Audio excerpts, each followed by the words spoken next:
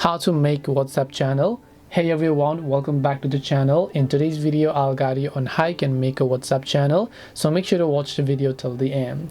Now in order to make a WhatsApp channel, open up your Play Store first of all, and in the search box just go ahead and type in WhatsApp. Just ensure that you're using the latest version of WhatsApp. After you've done that, just go ahead and make sure to launch your WhatsApp application. Recently now, if you just go to the updates tab from the bottom, you'll be able to see all the channels that others have created. So maybe you want to basically create your own channel as well. Well, to do this, when you just tap the plus icon over here, you should be able to find the option called create channel.